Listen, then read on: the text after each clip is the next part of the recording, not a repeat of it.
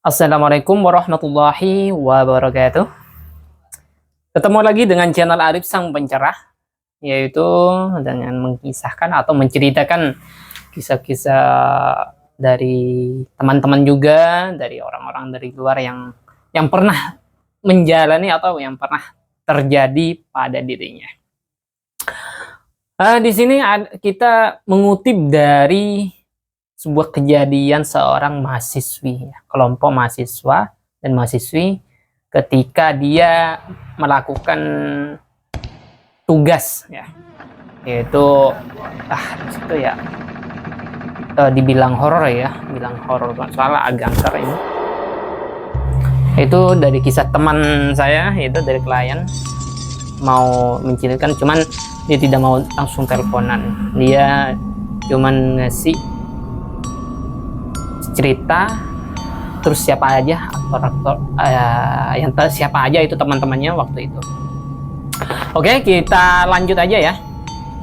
Suatu ketika, suatu hari ada kelompok mahasiswi di situ, mahasiswa-mahasiswi yang sedang berbincang-bincang di kantin karena sedang jam istirahat. Guys, gimana kalau kita pergi liburan gitu kan? Liburan kemana gitu kan? Villa. Oh, ide bagus tuh. Yang lain, oke, bagus nih, kita juga nginep di villa terus buat beberapa hari untuk ke depan gitu kan. Terus Mirisa itu sama Bella, itu kan udah Mirisa sama Bella, terus bilang dia pastilah gitu kan. Setelah mereka mengatur semuanya gitu kan, waktunya udah ditentukan hari apa dan pada hari itu gitu kan. Ternyata hari-hari berlalu dan hari yang ditunggu-tunggu tiba. Tetapi perasaan Mirisa sangat tidak enak di situ, udah merasakan agak yang janggal gitu ya. Terus firasatnya Mirisa itu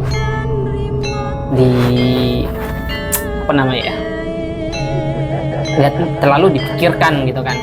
Yang penting kita liburan lah sama teman-teman, mungkin itu hanya firasat atau apalah gitu. Gak bakal ada yang terjadi.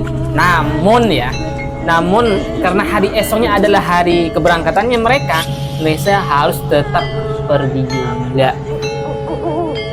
Terus Marina nelpon si Marina, itu temannya dia, Maria. Dia seorang Kristen, Maria telepon lah. Halo Mirisa, kata Maria. Apa kamu sudah siap? Kita mau menunggu atau di depan rumah Mirisa gitu. Ya gue sudah siap, bentar lagi kok, kata Mirisa. Lalu ya keluarlah Mirisa, nggak lama kemudian. Saat di perjalanan Mirisa dan Bella dan Maria gitu kan, akhirnya saat di perjalanan mungkin di situ perjalanan nggak begitu lama gitu kan. Setelah perjalanan mereka sudah disuguhkan dengan pemandangan hutan gitu kan. Ceritanya tuh Mirisa dan Bella itu mau liburannya itu ke villa yang, kalau villa-villa di sana di Bogor ya teman saya itu memang kayak di hutan-hutan ya kalau villa ya. Kayaknya gitu ya. Hutan dia pemandangan kanan kiri gitu kan. Dan pemandangan wah enak kan, sejuk gitu kan, angin udah kayak sepoi-sepoi adem-adem gimana gitu kan. Namanya udah dari kota ke perhutanan. Di kota kan namanya kayak udara itu kan udah segar gitu kan. Kali itu wow gitu kan, kayak ke surga gitu kan. Oke, aduh gue kebelet nih, kata si siapa itu, si Vincent Alex itu cowoknya, ada cowok Vincent Alex, dia bilang gue belat Pak, tunggulah aku pengen pipis dulu gitu kan. Terus saat Vincent sedang Alex membuang air kecil, Mirisa itu melihat sebuah rumah sakit yang sangat besar, namun seperti tidak ada penghuninya gitu ya. Rumah sakitnya itu besar kayak di tengah hutan gitu, di kampung lah gitu kan, tapi nggak ada orangnya, nggak ada penghuninya. Vin, gue Lu jangan buang air kecil sembarangan, kata Maria sama Alex. Oke. Nggak bakal ada yang marah. Aman. Akhirnya selesai buang air kecil, sampailah di villa itu. Mereka itu kegirangan gitu. Wah, villanya bagus banget, gede banget gitu kan. Indah Bel, kata Merisa. Siapa dulu yang pilih villanya gitu kan. Saling nyium diri gitu ya. Dan sampai di sana gitu kan, Merisa sangat kelelahan karena perjalanan yang paling dilewati itu kan jauh gitu kan, panjang, capek lah gitu kan. Atau bayang pikiran Merisa gitu kan, udah capek lah gitu kan. Akhirnya istirahat, Merisa tidur gitu kan. Lu tidur sama gue, kata Bella. Maria tidur sendirian. Oke, tapi gimana, kata Bella, Marianya gimana Maria gitu kan. Kata Merisa, dia tidur sendirian di kamar belakang, kata Bella. Apa dia berani gitu kan? Mungkin berani gitu, pasti berani, dia orangnya nggak penakut kayak kita, kata Bella sama Merisa. Kata Bella ke Merisa gitu kan. Terus tepat pada jam 12, Merisa itu melihat sebuah bangunan ya. Bangunan ketiga jendela itu kebuka. Bangunan itu nggak asing buat Merisa. Oh, ini kok saya pernah lihat gitu kan. Ternyata dia ingat-ingat itu pemandangan rumah sakit yang sempat dia jumpai di tengah jalan, di perjalanannya tadi. Kaget gitu kan. Wah, kok bisa gitu kan, tapi kok sepi banget gitu kan. Merisa tetap berpikir positif di situ kan, nggak mikir kemana-mana di situ. Ketika pagi gitu kan, Merisa Bella bangunin Merisa bangun dong, udah pagi nih gitu. Kenapa bangunnya kok anjir ya, bangunnya kok pagi banget gitu kan. Yuk ikut gue yuk ke kamar Bella, ke kamar Maria gitu, kata Bella. Oke, ayolah gitu. Hal yang tak hal yang tak pernah mereka semua duga gitu kan, terjadi pas di depan matanya. Apa yang terjadi? Si Maria tergeletak di depannya, dengan bercucuran darah banyak di situ, bersimbah darah gitu kan. Kaget ya, bingung. Kenapa gitu kan, tanpa nggak ada saksi mata. Tahu-tahunya Maria itu udah pingsan, udah luka, bercucuran darah di situ. Akhirnya bingung, mau dibawa ke rumah sakit apa enggak gitu kan. Atau kata Bella, ini aku nelpon ini aja orang tua kita masing-masing. Jangan, kata Merisa, kita jangan sampai orang tua kita ini bingung gitu kan, khawatir sama kita gitu kan. Akhirnya saya ingat dia pernah lihat rumah sakit yang kemarin jumpai dan tadi malam dia lihat di jendela itu kan. Yaudah, mau tidak mau kemana lagi, cuman itu doang ya, rumah sakit paling dekat. Akhirnya dibawalah ke sana pakai mobilnya Maria sama Alex sama Bella dibawa. Akhirnya nyampe ya, suster tolong, ini ada pasien, kata Alex. Ya suster, datang dan langsung membawa Maria ke ruangan UGD di sini. Susternya itu langsung bawa Maria ke UGD.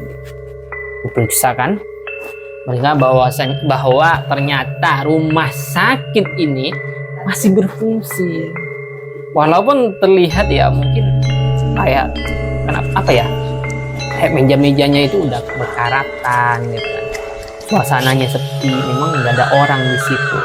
banget.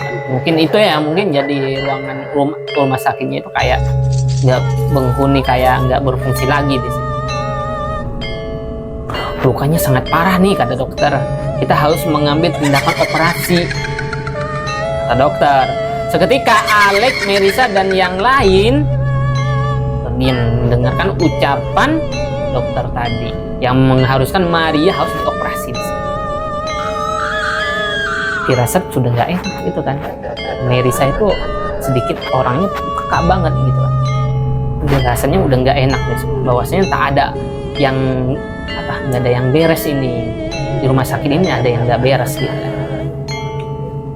Gimana ini gitu kan, udah bingung, celangok kayak kan, saling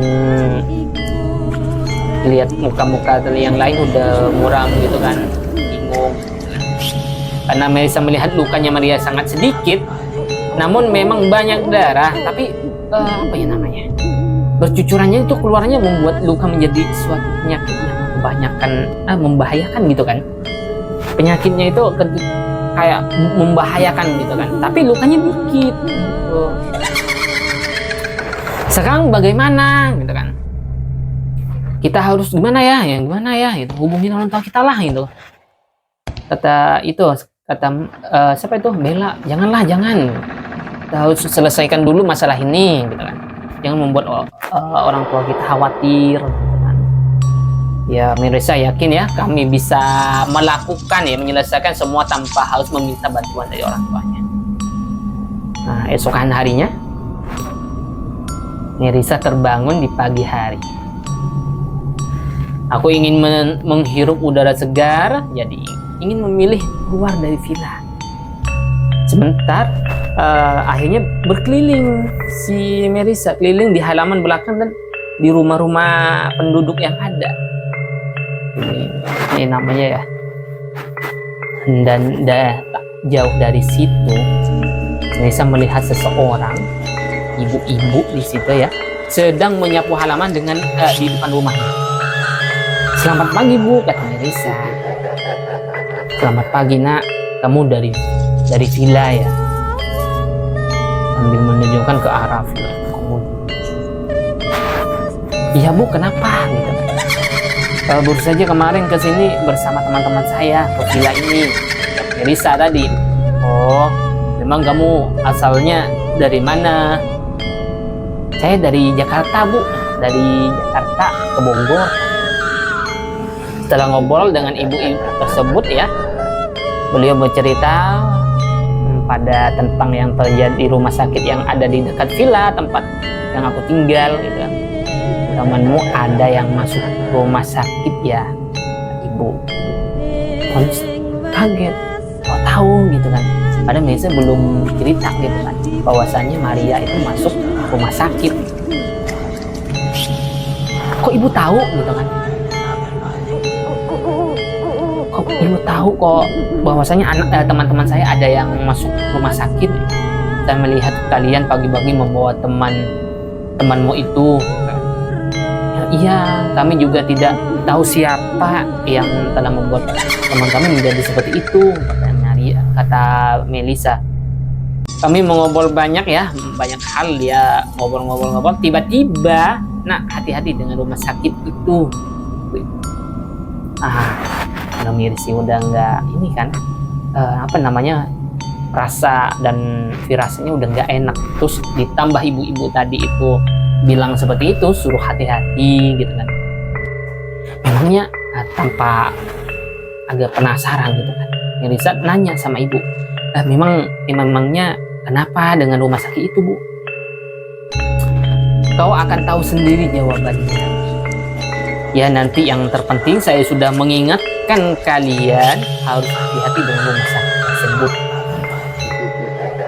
Melisa pun pulang ke villa, pamit ya. Sepanjang jalan ia memikirkan ucapan ibu tadi itu.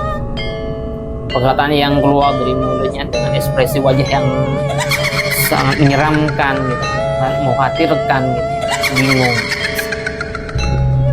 Benarkah yang diucapkan ibu-ibu tadi? Bahwasannya Merisa yang lain harus berhati-hati dengan rumah sakit itu.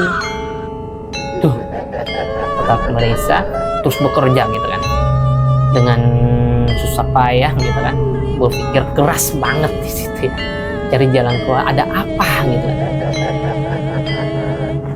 Tidak sengaja yang dibicarakan tidak benar gitu kan, takutnya ibu-ibu itu cuman iseng-iseng aja gitu kan. Aduh, gimana gitu kan, kirim teman-temannya gitu kan. Akhirnya nyampe tuh ke villa, pagi-pagi beliau siang pun tiba. Marisa itu merenungkan kejadian gitu kan. Merenungkan kejadiannya si Maria dengan ucapan si ibu tadi gitu kan. Jadi sekarang gimana katanya, sambil ngobrol sama teman-temannya, niat untuk ke libur di sini tetap malah mendapatkan musibah, kata Alex. Ya sudah ya, berlalu biarlah berlalu, gue juga nggak tahu apa yang sedang terjadi gitu kan. Kalau kita bisa tahu apa yang terjadi ke depannya, saya nggak bakal ke sini, nggak bakal ngajak libur ke villa gitu kan. Udah berantem nih situ kan, cek. Udah baik ya, kita ke rumah sakit untuk melihat Maria dulu. Mereka bergegas untuk pergi ke rumah sakit. Berjalan Marisa melihat banyaknya pepohonan tinggi, sudah banyak tua gitu kan, pohon tua. Melihat warna kayunya udah mulai kekeringan gitu kan. Entah dari mana asal kursi roda itu, tapi kursi roda itu seperti ada yang mendudukin sambil berjalan gitu. Gimana kalau ada kursi yang lagi ada yang dudukin tapi nggak ada orangnya. Gitu kan ya. Kayak di film-film kayak. Tapi Marisa tidak melihat seseorang pun yang di sekitarnya itu. Nggak lama kemudian, Marisa nanya sama dokter, bagaimana keadaan teman saya? Kata Marisa, sepertinya yang saya bilang kemarin, dia harus segera dioperasi. Tapi dok, apakah harus operasi sedangkan lukanya cuma sedikit doang? Kecil lagi itu. Ngapain harus dioperasi? Namun ini keputusan saya. Jika kalian ingin teman kalian ya selamat, terserah. Mau dioperasi apa enggak, terserah. Merasa dokternya itu aneh gitu ya. Kata Alex, dia sambil berkedip itu sama Bella dan Melissa, bahwasannya itu dokternya itu aneh, ada yang nggak beres ya. Yaudah, kata Bella, kita turutin aja lah. Perasaan Marisa itu sangat udah tidak enak gitu, ketika mendengar omongan dokter tadi dengan ekspresi yang sedikit menakutkan dan ucapannya salah, bahwa perkataan dia itu yang paling benar gitu kan, tak pernah salah. Lebih saat itu ibu-ibu yang temui tadi pagi mengingatkanku dan teman-temanku untuk hati-hati dengan rumah sakit ini. Apa gitu kan? Ya. Lagi-lagi pertanyaan yang muncul di otaknya, apa ya? Ada apa gitu? Ada apa di rumah sakit ini? Sekarang kata dokter, aku akan mulai operasinya. Kalau kalian sudah siap karena udah memilih untuk temannya dioperasi, untuk keselamatan temannya, aku akan mulai operasi ini. Ke teman-temannya itu, apa dok? Sekarang gitu. Kami saja kan belum bayar administrasinya gitu kan. Kan gitu kan. Padahal biasanya kalau orang dioperasi itu kan harus ini dulu, bayar dulu baru dioperasi. Ini mah langsung bilang iya, langsung mau dioperasi loh, tanpa basa-basi gitu kan. Karena bisa dok gitu. Dan lagi pula orang tua dari teman kami belum sempat kami hubungin gitu kan, kata Alex. Urusan administrasi bisa nanti, yang penting dia harus segera dioperasi dulu dokternya. Tapi dokter tidak bisa mengambil keputusan secepat itu, kata Marisa. Apa kalian tidak mau melihat teman kamu sembuh? Mau, tetapi kan kenapa gitu kan, yang dengan operasi yang khawatir gitu, sampai dioperasi dok gitu, karena lukanya terlalu parah. Kata dokternya, sudah dengarkan saja gitu kan. Dokter itu yang penting Maria bisa cepat sembuh, kata Melissa. Oke, mereka diam. Setelah mereka berdebat panjang, akhirnya mereka memutuskan agar Maria dioperasi, segera dioperasi. Tapi pikiran yang selalu saja menghantui Melissa, yaitu apakah ucapan dokter itu benar, sedangkan dari ekspresi wajahnya saja tidak mengenakan, hanya dalam hatinya yang selalu bikin bingung dari kemarin. Entah itu dari melihat keadaan rumah sakit, perkataannya ibu-ibu itu gitu kan, Melissa makin takut, khawatir banget. Beberapa jam berlalu, operasinya tidak berjalan dengan lancar. Tuh, bingung nih, apa dok? Bagaimana bisa? Nggak bisa berjalan dengan lancar, kata Alex. Ya begitu, tetapi kami terpaksa untuk mengambil bagian tubuh dari teman kalian. Itu bagian tubuh kaki. Apa dok? Bisa diambil? Kenapa bisa begitu? Apa yang penyebabnya sehingga kaki teman saya harus diambil, diamputasi? Kata Alex. Ya karena ada penyakit yang saya takutkan akan menyebar ke seluruh tubuhnya, gitu kan. Untuk mengamputasi teman kalian, biar ini keselamatan yang paling diutamakan. Takutnya penyakitnya nyebar, gitu, kata dokternya. Jadinya harus diamputasi. Setelah itu tanpa basa-basi langsung cabut dokternya.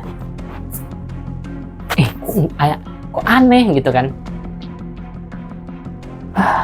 Mau gimana lagi gitu kan? Bingung gitu Melissa. Temannya kehilangan kakinya karena ada penyakit yang saya takutkan kan, menyebar dipikir. Perkataan dokternya itu dipikir masih di pikirannya tuh masih banyak banget terbennaknya. Melissa bertanya-tanya kenapa gitu kan dokter itu harus mengamputasi kaki temannya gitu kan, yaitu Maria, sedangkan lukanya bukan bagian kaki, lukanya yang disebabnya di lukanya itu bukan di bagian kaki, tapi mengapa kakinya yang diamputasi? Itu kok bisa? Suster, coba kesini suster, panggil suster dari ruang mobil, dia belum pulih juga. Ya kita, gimana keadaan, kata si Bella ketika manggil. Keadaannya si Maria, udah sadar belum, udah pulih belum? Sekarang udah ada di ruang UGD, kata susternya itu. Kalau kalian pengen temuin si temannya kalian, Maria, nggak apa-apa, silakan. Akhir mereka bertiga mengampirin si Maria ke ruang UGD.